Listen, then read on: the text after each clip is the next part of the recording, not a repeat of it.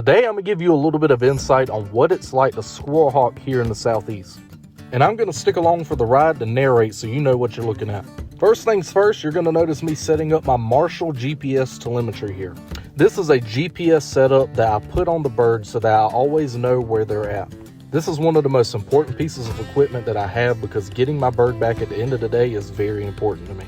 And for those of you who are new here, this is Buckshot, the juvenile red-tailed hawk that we've been rehabbing for months and getting her ready to go back to the wild through squirrel hawking. This gives her the ability to get back in shape before release to give her the best chance possible at survival.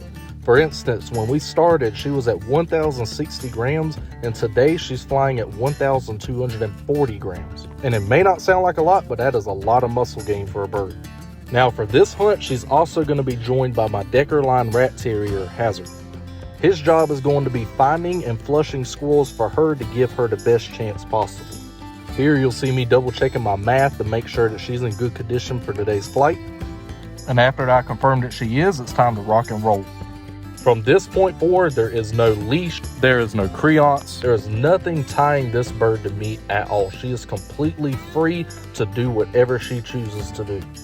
But with that being said, why in the world is she following me of all things? Well, throughout her training, she has come to realize that the dog and I are beneficial to her because we produce game for her to chase and go after. So she tags along in hopes of finding more game to chase and hopefully eat. Now, while falconry is 4,000 years old, this still happens today outside of the sport as well because red-tails will follow tractors and such, waiting on the tractor to flush rabbits and mice and rats. Meaning in this situation, I'm just a glorified tractor. It is strictly a business relationship for the birds, but that is perfect because that means once it's time for her to be released, she is not dependent on us whatsoever and she'll do just fine on her own. But after scouring the woods for a little bit, we finally flush a squirrel, and this is where the action starts.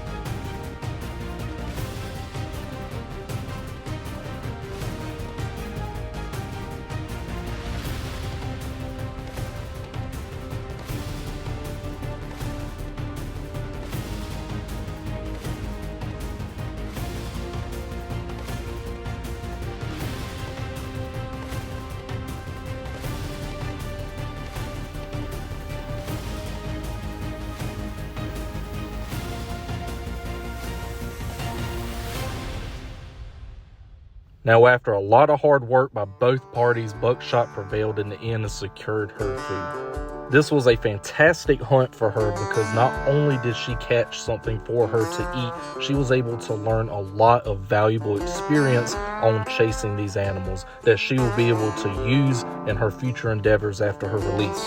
Now, once she comes down with her prey item, she's given a reward for it. I put it in my bag so that I can take it back, freeze it, and then feed it to her throughout the week. And after each hunt, we always end on a positive note, and you can see her getting a belly full here off of her lure.